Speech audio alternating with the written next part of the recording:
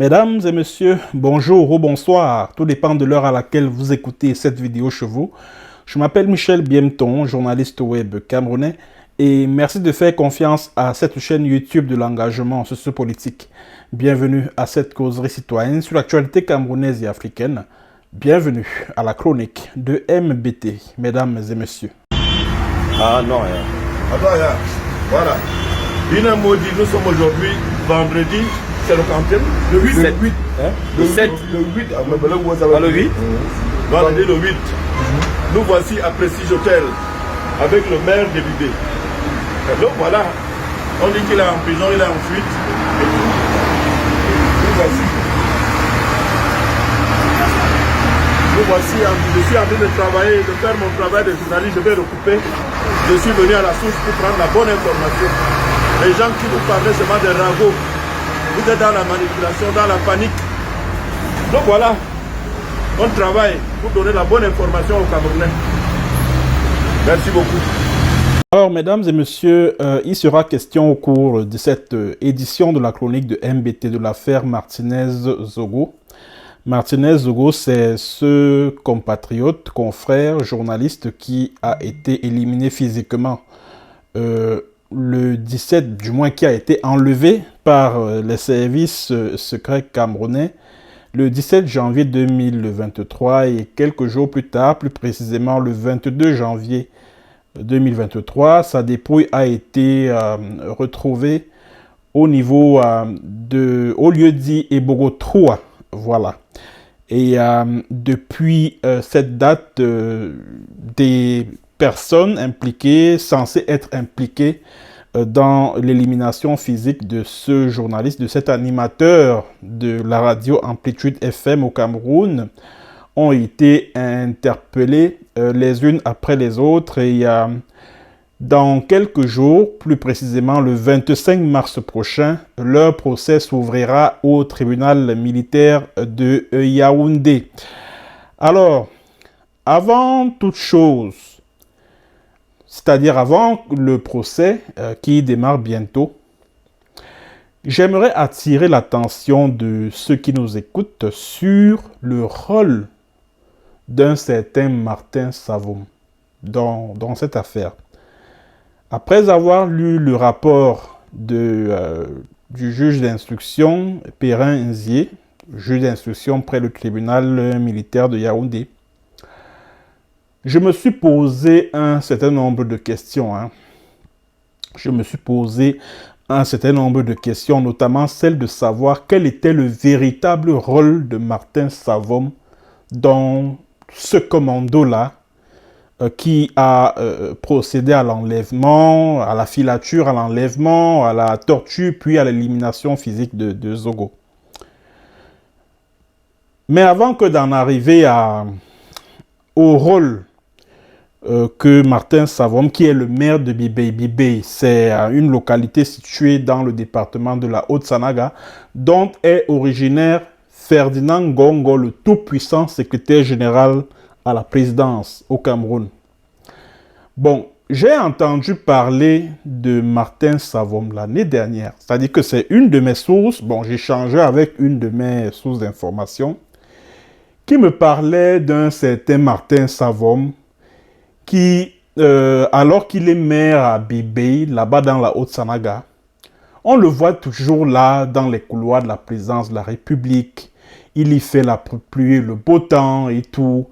Et il fut même un temps, la présidente a dit que la présidence de la République a décidé de désactiver son badge d'accès.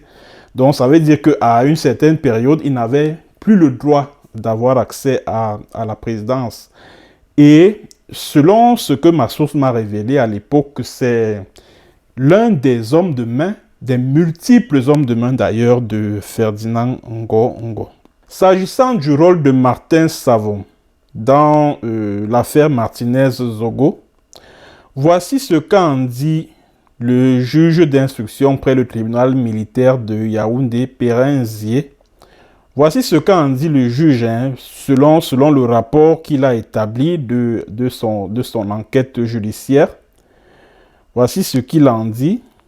Sur le cas Savon-Martin, attendu que Savon-Martin a rejeté comme non fondé les faits de complicité d'assassinat et complicité de torture mis à sa charge, qu'il a excipé que le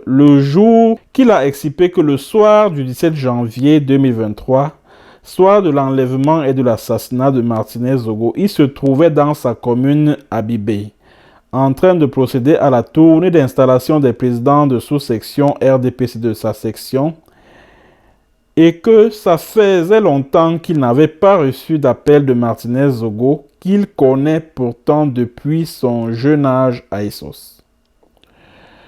Qu'il a ajouté qu'il connaît le lieutenant-colonel Danwe Justin comme chef hiérarchique de son épouse, qui travaille à la direction des opérations de la DGRE, mais n'a jamais parlé de Martinez Zogo avec lui et qu'il ne s'est jamais retrouvé avec cet officier en dehors des événements familiaux où il conviait le personnel de la DGRE. Qu'il a déclaré qu'il ne saurait être associé à la mort de Martinez Zogo, qui lui a rendu beaucoup de services quand ses adversaires politiques essayaient de le renverser. Attendu cependant que l'examen des données de géolocalisation ont permis de constater que Martin Savom était parti de Bibey dans la nuit du 16 au 17 janvier 2023 et qu'il était signalé aux environs de Hawaï et Wankan. Bon, il veut parler d'Hawaï Escalier vers minuit. Ayant pris connaissance de ces documents, Martin Savom est revenu sur ses déclarations et a reconnu qu'il se trouvait effectivement à Yaoundé le soir de l'enlèvement et de l'assassinat de Martinez Zogo. Que ces mêmes données ont révélé qu'il s'était retrouvé dans l'après-midi du 17 janvier 2023 au lieu d'ivoirie municipale au même moment que Danwe Justin. Que contrairement à ce qu'a déclaré Savon-Martin sur le dernier appel téléphonique de Martinez Zogo, l'historique des appels du téléphone du journaliste assassiné a montré qu'il avait appelé Savon-Martin au numéro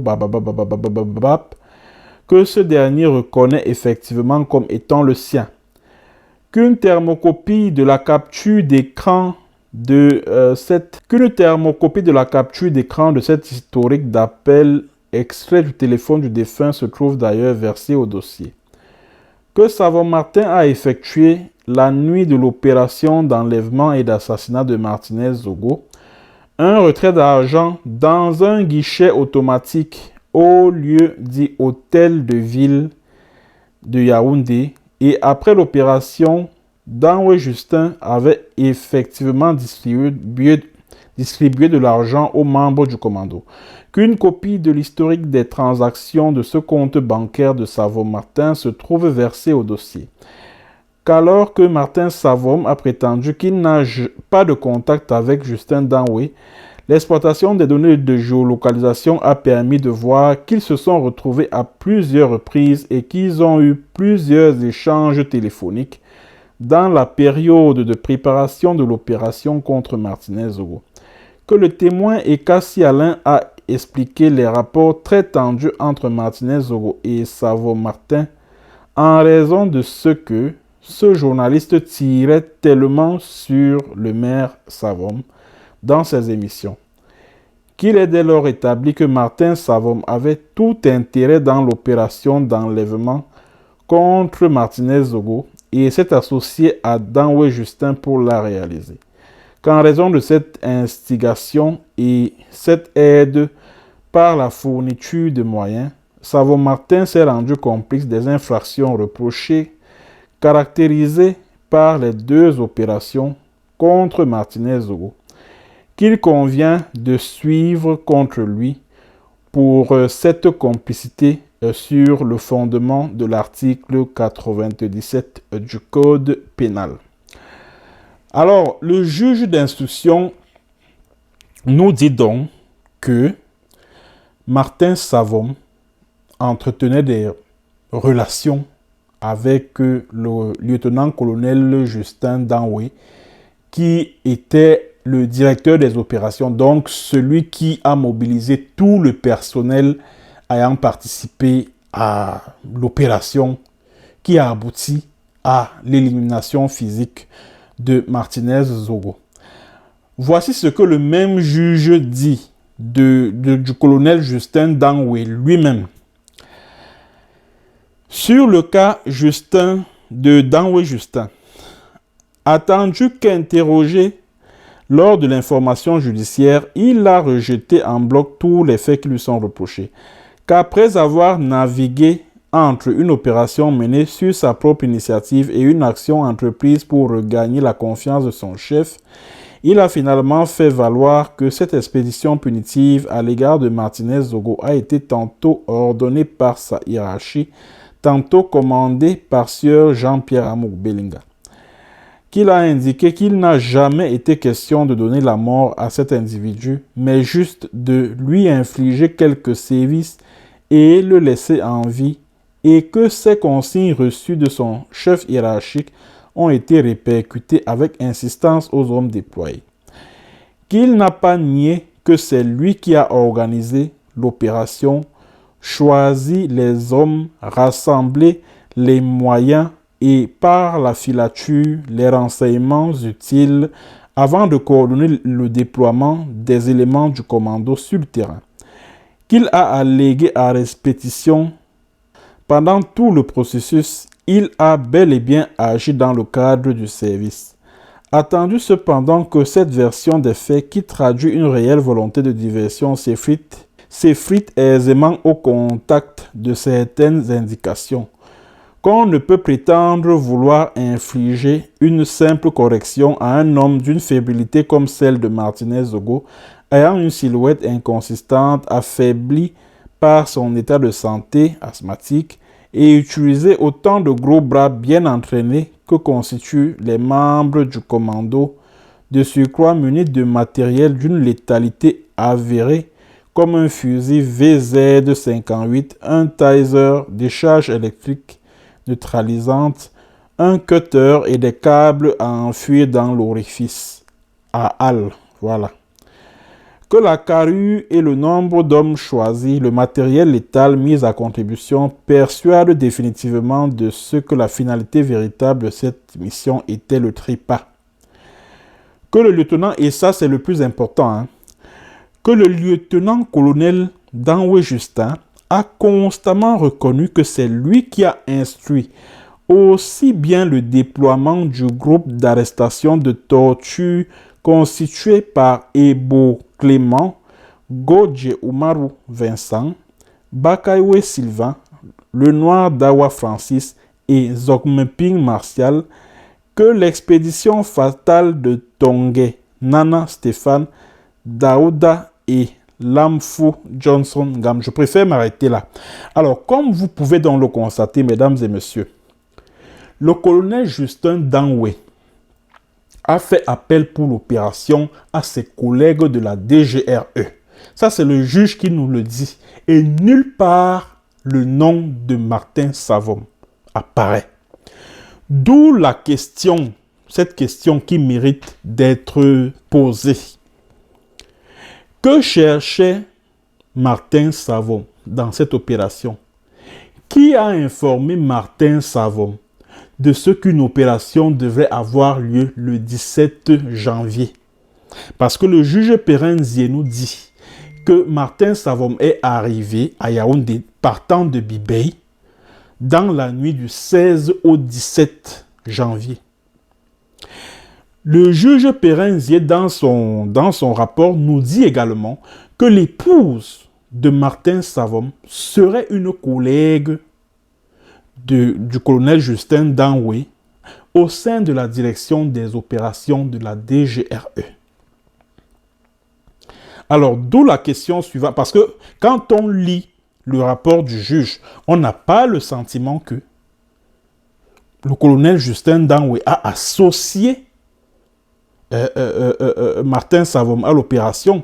Et même quand le juge Nzié parle des appels téléphoniques pendant la période où tout était en train de se tramer contre Martinez, Il ne dit pas qui appelait l'autre. Ça peut même être que c'est Martin Savom qui était en train d'appeler le colonel Dangwe.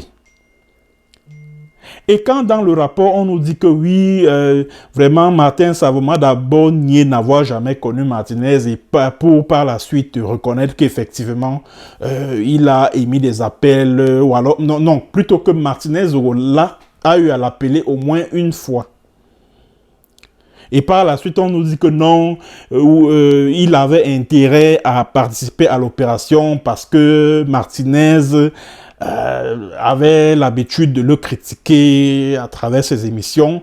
Pourtant, au départ, on nous dit que non, Martinez et lui et Savom avaient de très bons rapports, de très bonnes relations parce que quand Savom avait des soucis avec ses ennemis politiques, c'est Martinez qui, à travers ses émissions, avait l'habitude de le défendre, quoi.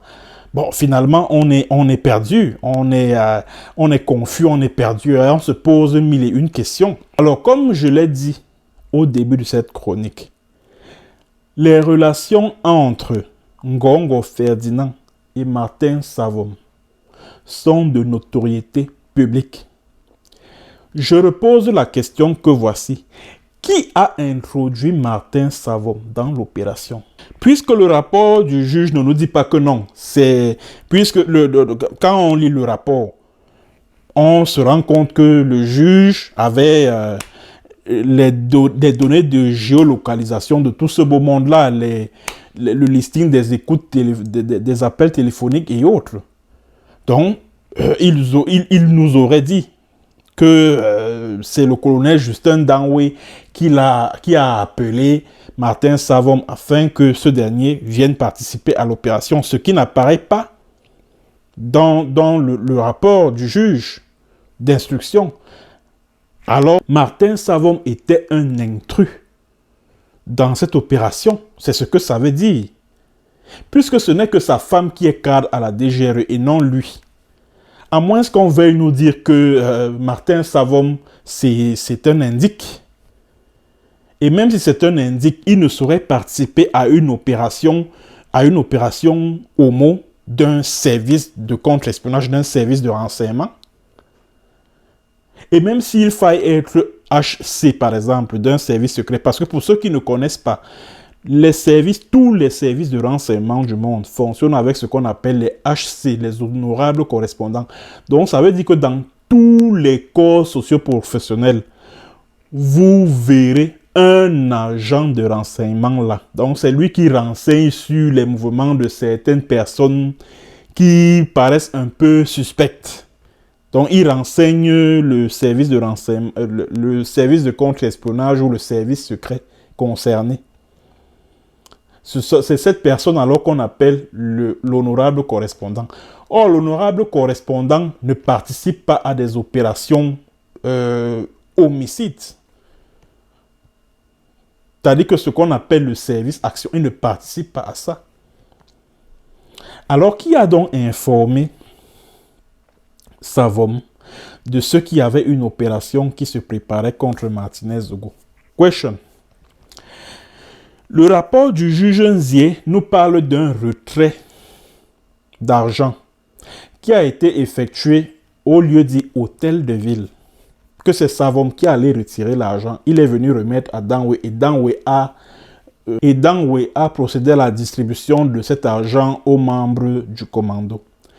D'où la question suivante. Qui a viré l'argent dans le compte de Martin Savom? Puisque quand vous allez, nous tous nous avons des comptes bancaires. Quand nous allons au guichet GAB pour toucher de l'argent, c'est avec une carte et un code. Et ça ne peut être que le code de ton numéro de compte. Ça ne peut être que ça ne peut être que le code de ton numéro de compte bancaire. Alors, qui a viré l'argent dans le compte de Savom? Les 2000, ou c'est les 2 millions, ou c'est les quoi là? Qui a viré cet argent là dans le compte de Savom? Qui a viré l'argent?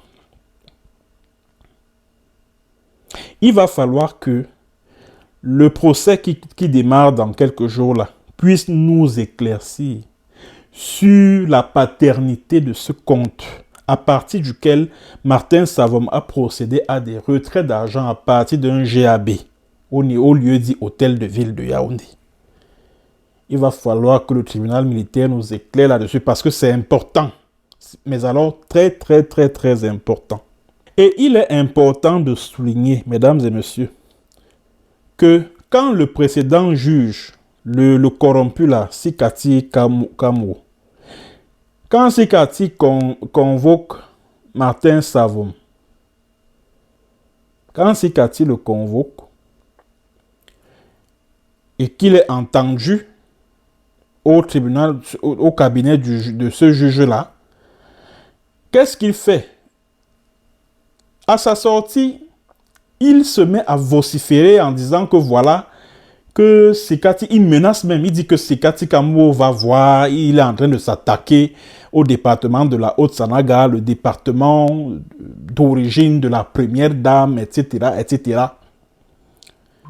etc., qu'il va en parler. Vous avez suivi le vocal, que voilà, il en parlera au secrétaire général, à la présidence, qui va d'ailleurs contacter le SGPR pour ce genre de comportement, etc., etc. Alors, le juge Sikati Kamwo, pour avoir voulu aider Amour Belinga et puis Eko à s'évader, bon, a été écarté de l'affaire.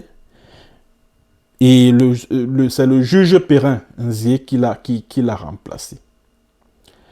Et le juge Perrin Nzié a convoqué à nouveau Martin Savom pour qu'il soit placé en détention provisoire à la prison principale de Yaoundé. Est-ce que le fait pour ce juge-là de placer Martin Savom en détention provisoire, ce n'est pas un moyen de brouiller les pistes pour donner l'impression que non, que le clan de Ngongo n'a rien à voir avec l'élimination physique de Martinez, etc. Que le clan Ngongo n'est en rien concerné. Est-ce que ce n'est pas ça l'objectif? Puisqu'on a le sentiment qu'il a vendu la mèche. C'est-à-dire qu'en s'écriant, après le premier rendez-vous avec le juge Sikati Kamwo, que oui, voilà, ce dernier est en train de vouloir s'attaquer à la Haute-Sanaga, le département d'origine de la première dame. Est-ce que ce n'est pas le clan Ngongo, justement, au service duquel il est, qui a décidé de le sacrifier de la sorte? Juste pour brouiller les pistes. That's the question. Alors, mesdames et messieurs, il va falloir qu'on remue cette affaire Martinez-là sous toutes ses coutures. Nous sommes tous certains et formels que Amour Belinga est trempé jusqu'au dernier cheveu dans l'affaire là. Ça, il n'y a rien à faire. Mais il faut que Ngongo Ferdinand, Ngongo nous explique quel a été son rôle dans l'affaire-ci. Parce que nous savons que les documents que Martinez Zogo avait par devers lui, c'est son réseau qui a remis ces documents-là à Martinez pour qu'il parte en dévoiler le contenu lors de ses émissions Embouteillage. C'est son réseau qui a remis ces documents-là à Martinez. Et je vous ai dit ici sur cette chaîne que le clan Ngongo a anticipé sur la réaction du camp d'en face, c'est-à-dire que le camp des Amour Belinga, des Mvondo Ayolo et tout ce beau monde-là, les Motazé et tout. C'est-à-dire qu'ils ont anticipé, ils ont juste cherché à voir la réaction de ce camp-là, juste après les émissions, les révélations de Martinez Zogo. Alors, qu'est-ce qu'ils ont fait? Ils ont décidé de mettre tout ce beau monde-là sur écoute. Alors, ce qui est certain, c'est que le clan de Ngongo était parfaitement au courant de la préparation de l'opération. Le clan de Ngongo était parfaitement informé. Et vous saurez pourquoi, je le dis tout à l'heure. Ce clan-là était parfaitement informé. Et étant donc informé qu'une telle opération était en cours, Martin Savom a donc été introduit dans le commando pour jouer le rôle de taupe. Vous comprenez ce que je dis? Martin Savom a été introduit dans le commando pour collecter les renseignements et transmettre au clan de Ngongo à travers son épouse qui travaille également au niveau de comment on appelle ça, le service de Danwela, la direction des opérations. C'est de ça. Sinon, qu'on nous dise, parce que ce que vous devez savoir, c'est que bien avant que Ferdinand Ngongo n'annonce la mise sur pied de la commission d'enquête mixte police-gendarmerie, là, c'était le 2 février 2023. Les services de renseignement du BI, et nous tous, nous savons que qui dit bataillon d'intervention rapide dit Ferdinand Ngongo. Les services de renseignement du BI et quelques membres, avec l'appui des agents du Mossad, dont le renseignement israélien, ont ouvert une enquête sur cette affaire-là. Alors, comment tout ce beau monde-là a su, quelques jours seulement après la découverte du corps de Martinez-Zogo, que la DGRE était impliquée dans l'opération? En quelques jours seulement. Parce que souvenez-vous que quand le corps de Martinez a été découvert, le procureur près le tribunal de grande instance de Mfou, puisque Ibogo est situé dans la, on va dire quoi, dans la circonscription judiciaire, si je puis ainsi m'exprimer, du TGI de Mfou. Il a d'abord ouvert une enquête là-dessus. Et par la suite, il a été dessaisi de l'enquête au profit des hommes de Ngongo, parce que ce soit la commission mixte police-gendarmerie, que ce soit le CED, parce que c'est le CED qui a commencé par convoquer, et les Eko, les Danwe et tous ces gars de la DGRE là. Comment ils ont su? Parce que nous tous, nous savons que la gendarmerie, c'est Ngongo qui contrôle la gendarmerie. Alors, comment tout ce beau monde-là a su que ce sont les agents de la DGRE, que c'est le colonel Ndangwe, que c'est le directeur Maxime Eko? Comment ils ont su que tout ce beau monde-là était impliqué dans l'élimination physique de Martinez-Zogo, s'il n'y avait pas une taupe dans le commando qui leur transmettait toutes les informations? Comment ils ont su? Et pourquoi quand la commission mixte commence à auditionner les suspects, les Amourou Belinga, les Justin Danwe et tout ça là, on a même interpellé les Bruno Bidjan, le colonel Nsou et tout ça là. Pourquoi Savom n'a jamais été interpellé par la commission mixte? Pourquoi Savom n'avait jamais été entendu par la commission mixte? Pourquoi?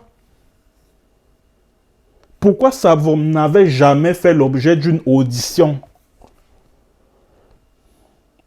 devant cette commission-là? Pourquoi c'est le juge Sikati qui découvre qu'en fait, Martin Savom avait participé à l'opération?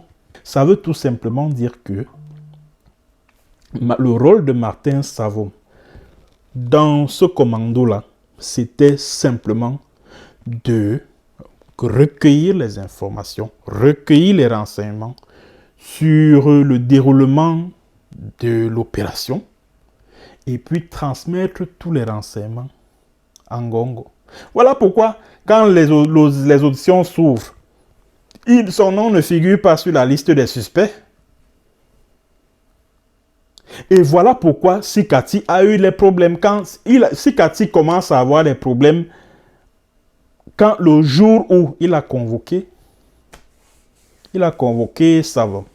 Nous sommes au courant, nous sommes parfaitement informés du plan de conquête du pouvoir par Ferdinand Ngongo et sa pieuvre. La pieuvre, c'est-à-dire que c'est le nom de son réseau, hein, la pieuvre. C'est-à-dire que Ferdinand Ngongo a voulu passer par l'affaire Martinez-Zogo pour avoir le contrôle sur la DGRE, pour avoir le contrôle sur la DSP, pour avoir le contrôle sur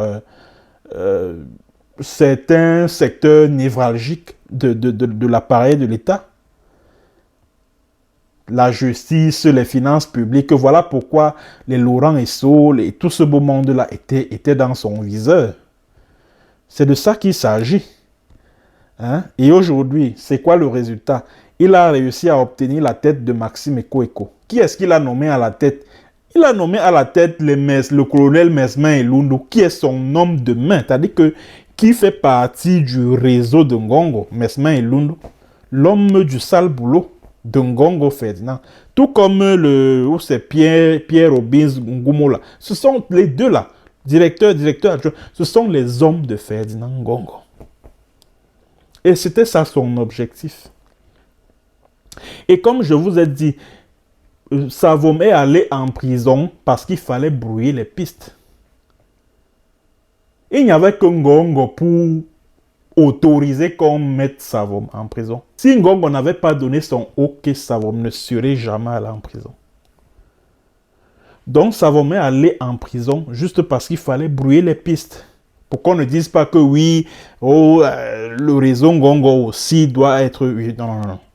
Donc, il va falloir qu'on retourne l'affaire Martinez-Zogo sur toutes ses facettes. Oui, Amourou Belinga est le suspect numéro 1 dans l'affaire là. Il est le suspect numéro 1.